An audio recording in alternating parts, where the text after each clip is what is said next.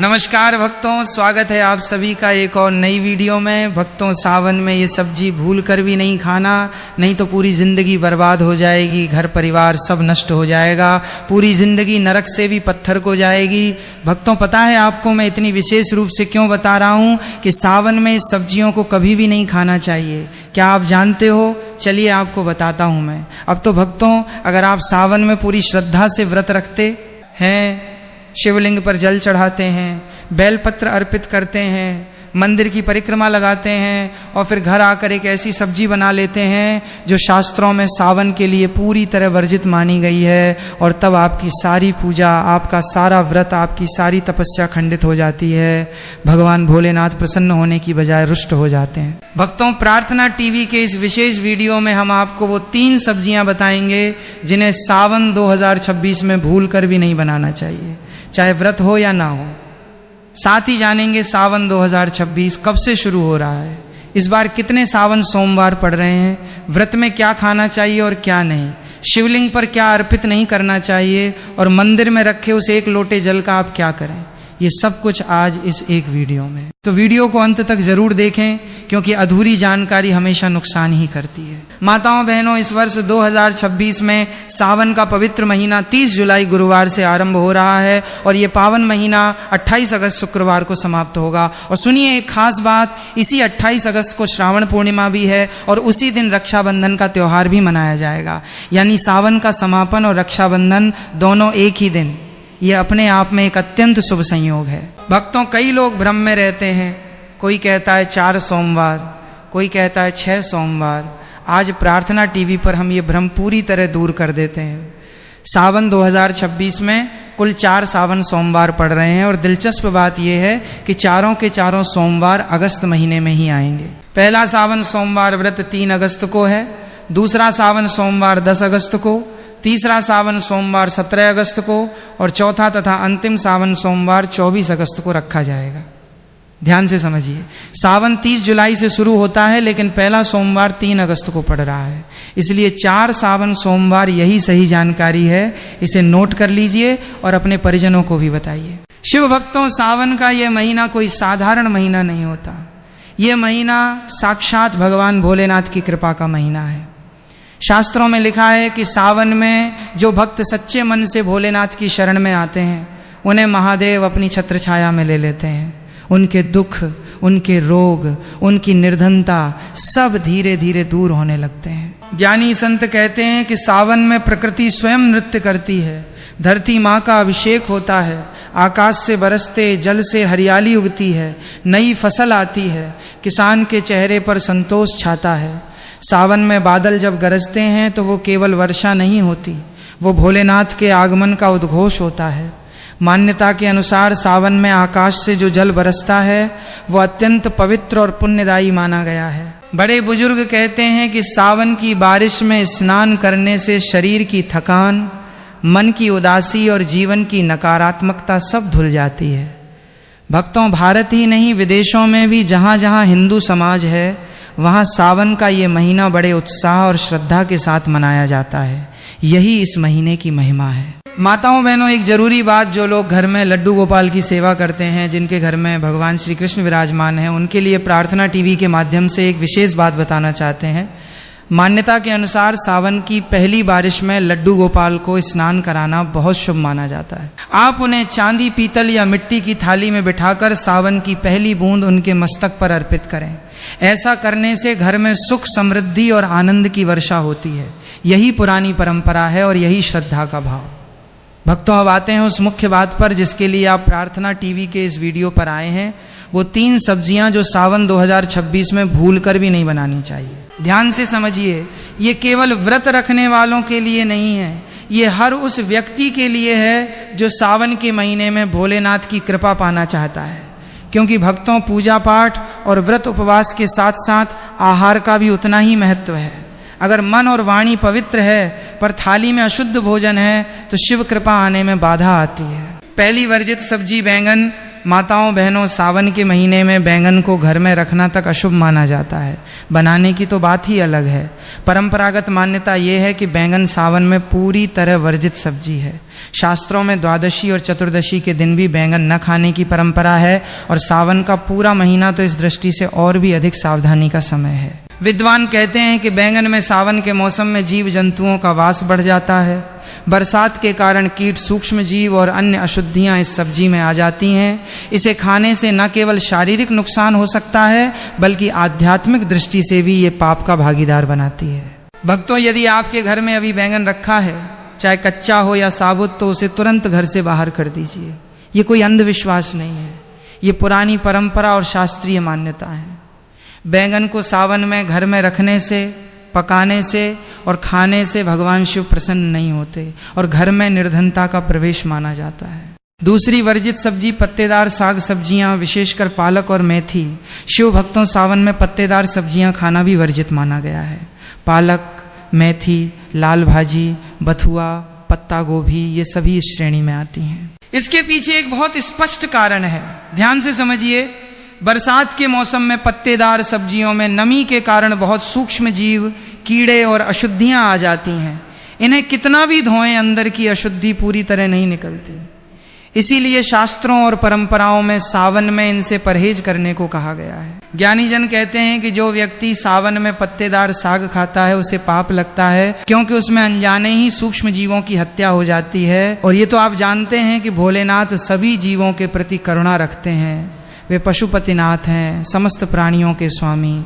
इसलिए उनकी भक्ति करते हुए किसी भी प्राणी की हत्या का भागीदार नहीं बनना चाहिए। इसलिए माताओं बहनों, सावन 2026 में पालक की सब्जी, मेथी की सब्जी, पत्ता गोभी, इनसे दूरी बनाए रखें। ये आपके लिए, आपके परिवार के लिए और आपकी भक्ति के लिए सबसे उचित होगा। तीसरी वर्जित सब्जी लहसुन और प्याज से बनी सब्जी। भक्तों, ये तो आप जानते ही हैं कि व्रत में लहसुन प्याज पूरी तरह वर्जित हैं। लेकिन क्या आप ये जानते हैं कि सावन के पूरे महीने में व्रत हो या ना हो, लहसुन प्याज से बने भोजन से बचना चाहिए। शिव महापुराण की कथा कहती है कि भगवान शिव तामसिक भोजन से दूर रहते हैं। लहसुन और प्याज तामसिक प्रकृति के माने जाते हैं। सावन में जब घर में शिव की उपस्थिति विशेष मानी जाती है, उस समय घर में तामसिक भोजन बनाना उचित नहीं माना जाता। ध्यान से समझिए, व्रत रखने वाले व्यक्ति के घर में उसी दिन यदि कोई अन्य सदस्य लहसुन प्याज खाता है तो इससे व्रत रखने वाले की भावना और पवित्रता पर असर पड़ता है। इसलिए जिस दिन घर में कोई सावन सोमवार का व्रत रखे, उस दिन पूरे परिवार को लहसुन प्याज से दूर रहना चाहिए। प्रार्थना टीवी के माध्यम से हम कहना चाहते हैं कि सावन में डिब्बा बंद खाना, पैकेट वाला नमकीन, बाहर का जूस, इन सब से बचें, क्योंकि अधिकतर डिब्बा बंद उत्पादों में लहसुन प्याज का अर्क मिला होता है। अगर आप कोई पैकेट खरीदते हैं तो उसके इंग्रेडिएंट्स जरूर पढ़ें, नहीं तो अनजाने में आपका व्रत खंडित हो सकता है।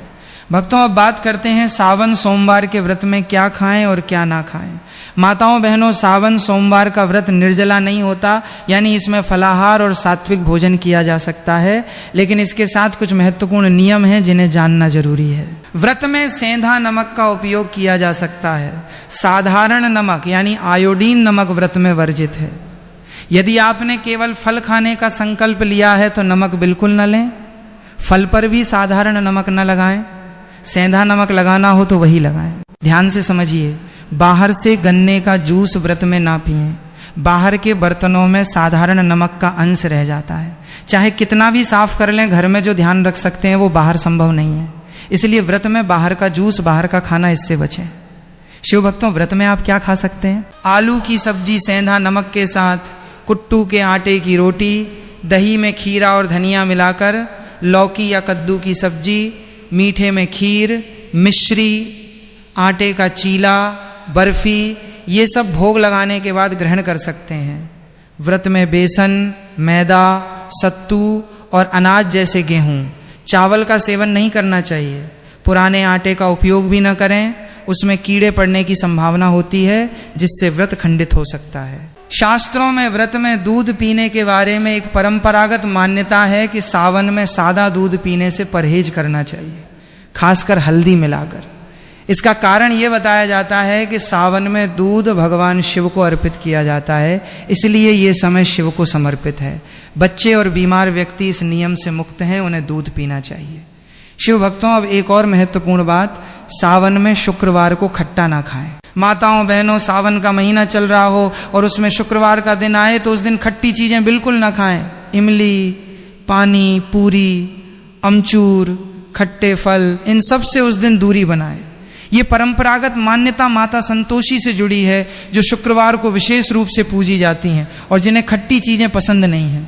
यदि भूलवश भी खट्टा खा लिया तो माता रुष्ट हो सकती हैं, इसलिए सावधान रहें। भक्तों, सावन में और कौन कौन सी गलतियां नहीं करनी चाहिए? तो सावन में सुबह जल्दी उठे। मान्यता है कि जो स्त्री सावन में देर तक सोती है उसके परिवार पर इसका बुरा प्रभाव पड़ता है। पति के उठने से पहले घर की स्त्री को उठ जाना चाहिए। स्नान करके भोलेनाथ की पूजा करनी चाहिए। ये केवल नियम नहीं, ये एक सुंदर संस्कार है। सावन में किसी गरीब का अपमान ना करें। भक्तों, भोलेनाथ सावन में अपने भक्तों की परीक्षा लेने आते हैं। वे किसी भिखारी के रूप में, किसी दीनहीन व्यक्ति के रूप में आपके द्वार पर आ सकते हैं। उन्हें खाली हाथ मत लौटाइए, उनका अपमान मत कीजिए। सावन में काले वस्त्र पहनकर शिव मंदिर में न जाएं। ये परंपरागत मान्यता है कि मंदिर में काले वस्त्र अशुभ माने जाते हैं। घर में पहनना हो तो पहन सकते हैं, लेकिन मंदिर में और व्रत के दिन काले कपड़ों से बचें। ध्यान से समझिए, सावन में पति पत्नी को शारीरिक संबंध से दूरी बनानी चाहिए। ये परंपरागत नियम है। जो व्यक्ति व्रत रखता है वो शिव की शरण में होता है और उस दौरान इंद्रिय संयम बनाए रखना आवश्यक माना गया है। सावन में घर को साफ रखें।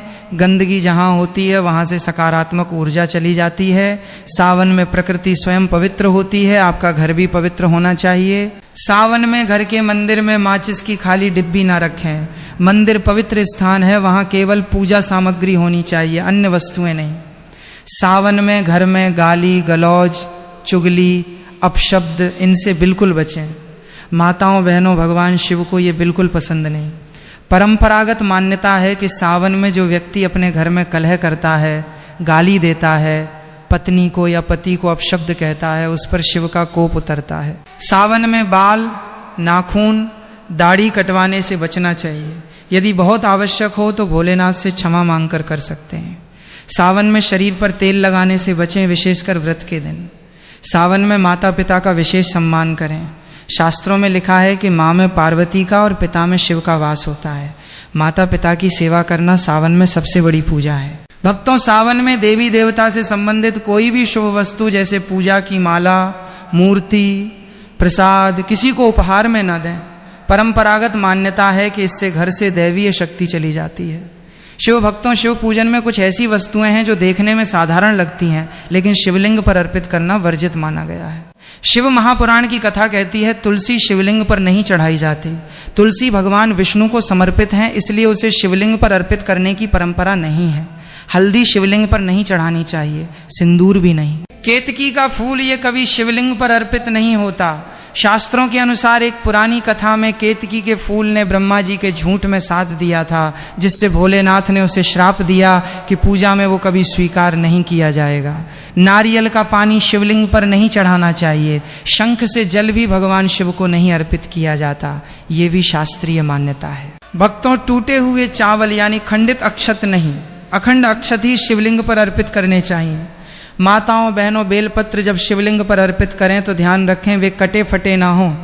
3 पत्तों वाला पूरा साबुत बेलपत्र ही शुभ माना जाता है। शास्त्रों में परंपरागत मान्यता है कि 6 महीने पुराना बेलपत्र भी अर्पित किया जा सकता है, बशर्ते वो टूटा फूटा ना हो। सच्चे मन से एक बेलपत्र भी शिवलिंग पर अर्पित करने से भोलेनाथ प्रसन्न होते हैं और मनोकामनाएं पूरी होती हैं। ये भक्तों का विश्वास है। शास्त्रों में लिखा है, सुबह 5 बजे से 11 बजे के बीच शिवलिंग पर जल अर्पित करना सबसे शुभ माना जाता है। शाम के समय जल अर्पित करने से बचना चाहिए। ये परंपरागत नियम है। जब शिवलिंग पर जल चढ़ाएं तो ध्यान रखें कि वो जल आपके पैरों के पास ना आए। शिव का जल, जिसे जलधारी कहते हैं, उसे लांघना भी वर्जित है। दूध से अभिषेक करना हो तो शुद्ध दूध ही अर्पित करें। पानी मिलाकर पतला किया हुआ दूध शिव को अर्पित नहीं करना चाहिए। परंपरागत मान्यता है कि जैसा आप अर्पित करते हैं वैसा ही फल मिलता है। दूध अर्पित करने के लिए पीतल के कलश का उपयोग सबसे उत्तम माना गया है। एक और ध्यान देने योग्य बात, घर में शिवलिंग अंगूठे के आकार से बड़ा नहीं रखना चाहिए और शिवलिंग पर जलधारी यानी जल निकलने का मार्ग अवश्य होना चाहिए। शिव भक्तों, शिवलिंग पर चढ़ा हुआ प्रसाद, विशेषकर धतूरा और बेल फल, इनका सेवन बहुत शुभ माना जाता है। ध्यान से समझिए, धतूरे को जीभ पर हल्का सा स्पर्श करना है, खाना नहीं है। अधिक सेवन हानिकारक हो सकता है। केवल भगवान के प्रसाद के रूप में एक छोटा सा अंश जीभ पर रखना है।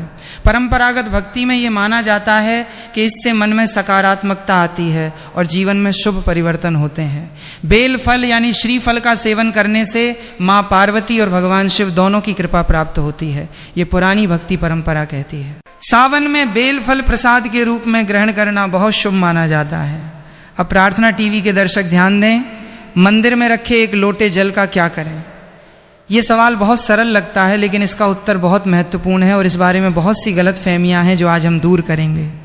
भक्तों, घर के मंदिर में एक लोटा जल रखना ये केवल परंपरा नहीं है, इसके पीछे एक गहरा आध्यात्मिक कारण है। जल में ऊर्जा को ग्रहण करने की अद्भुत क्षमता होती है।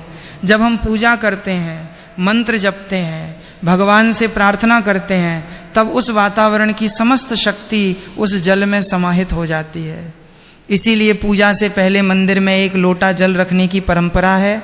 साथ में एक दीपक भी जलाया जाता है। जल और अग्नि का ये संगम बहुत शुभ होता है। अब ये जल पूरी रात देवताओं के सानिध्य में रहता है। सुबह जब आप पूजा करने जाएं तो इस जल को उठाएं और इसका सदुपयोग करें। ध्यान से समझिए, इस जल का पहला उपयोग है घर में छिड़काव। पूरे घर में हर कमरे में इस जल का छिड़काव करें। इससे घर का वातावरण शुद्ध होता है, नकारात्मक ऊर्जा दूर होती है। किसी की नज़र लगी हो, तंत्र मंत्र का प्रभाव हो, तो परंपरागत मान्यता के अनुसार इस जल के छिड़काव से राहत मिलती है। दूसरा उपयोग, यदि घर में कोई बीमार है तो इस जल को उन्हें पीने के लिए दे सकते हैं, और यदि कोई दवाई खानी हो तो उसे इसी जल के साथ लेने की परंपरा भी है। भक्तों, ये केवल भक्ति का विश्वास है, दवाई डॉक्टर के परामर्श से ही लें, ये ध्यान रखें। तीसरा उपयोग, यदि घर में आपस में कलह रहती है, हर बात पर मतभेद होता है, तो परिवार के सभी सदस्यों को इस जल में से थोड़ा थोड़ा पिलाएं। इस पवित्र जल को पीने से मन में सकारात्मक भाव आने लगते हैं और घर में सामंजस्य बढ़ता है। चौथा उपयोग, यदि आपकी कोई दुकान है, व्यापारिक स्थल है, तो थोड़ा सा जल ले जाकर वहाँ भी छिड़कें। परंपरागत मान्यता है कि इससे व्यापार में बरकत आती है। पांचवा उपयोग, सुबह उठकर इस जल से अपनी आंखें धोएं। बड़े बुजुर्ग कहते हैं इससे आंखों की रोशनी बनी रहती है और अंत में बचा हुआ जल घर के पौधों में डाल सकते हैं। माताओं बहनों, अब 3 जरूरी बातें हैं जो इस जल के बारे में आपको जाननी चाहिए। पहली बात, ये जल तुलसी में नहीं डालना चाहिए। यदि आपके घर में साधारण पूजा है, शिव देवी गणेश आदि की, तो ये जल तुलसी को नहीं दें, इसके लिए अलग से जल का उपयोग करें। लेकिन यदि आपके घर में लड्डू गोपाल हैं, राधा कृष्ण हैं और वो लोटा उनके लिए रखा था, तो अगले दिन उस जल को तुलसी में दे सकते हैं। दूसरी बात, लोटे का जल रखते समय यदि ढककर रखें तो और अच्छा रहेगा। पूजा के समय ढक्कन हटाएं, मंत्र जब तक खुला रखें फिर ढक दें, इससे जल शुद्ध रहता है। तीसरी बात, इस जल को खाना बनाने में तभी उपयोग करें जब घर में पूरी तरह सात्विक भोजन बनता हो, यानी लहसुन प्याज ना बनता हो, अन्यथा इसे पीने में और छिड़काव में ही प्रयोग करें।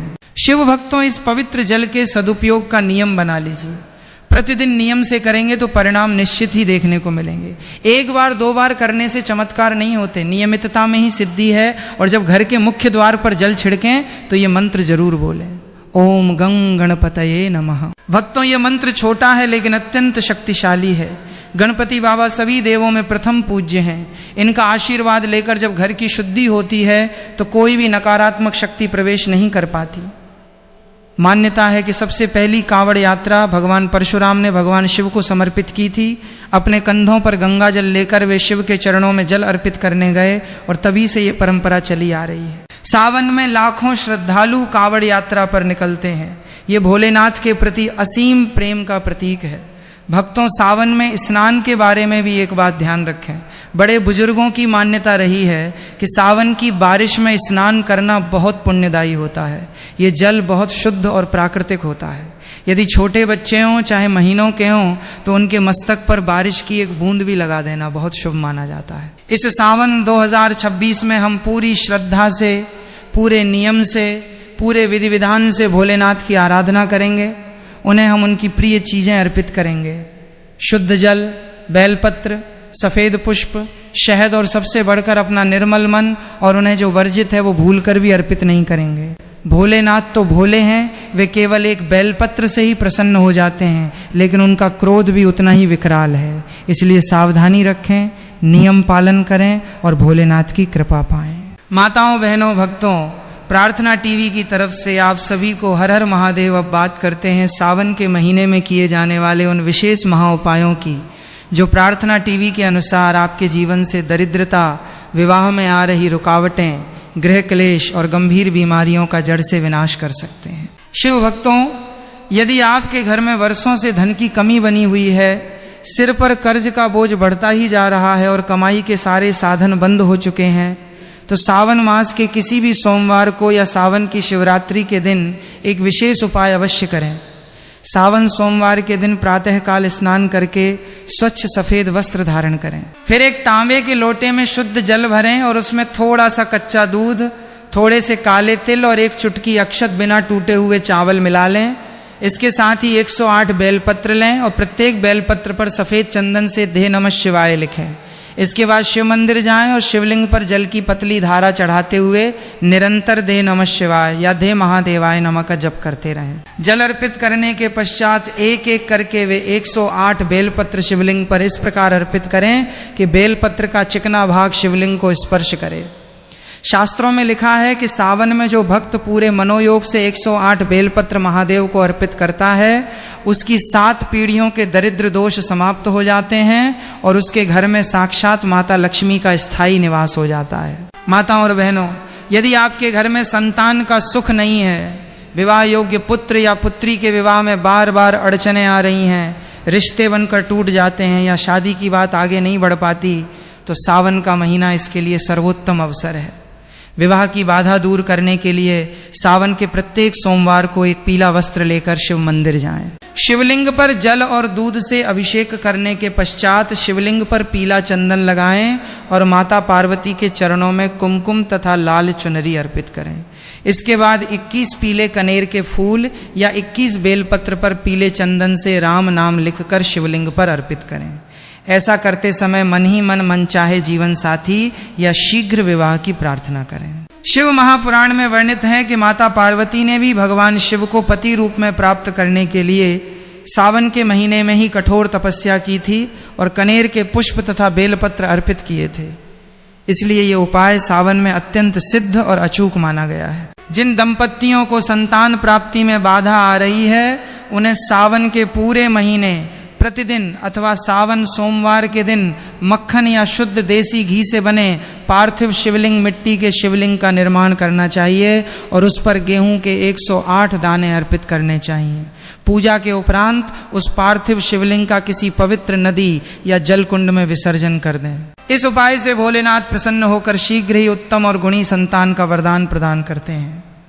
शिव भक्तों, सावन के महीने में स्वास्थ्य और रोगों से मुक्ति के लिए महामृत्युंजय मंत्र का अनुष्ठान एक अचूक ढाल माना गया है। यदि आपके घर में कोई व्यक्ति लंबे समय से बीमार है, दवाइयाँ काम नहीं कर रही हैं या किसी गंभीर रोग का भय बना हुआ है, तो सावन में प्रतिदिन प्रातःकाल एक लोटे में जल भरकर उसमें थोड़ा सा कुशा एक प्रकार की पवित्र घास डाल दें।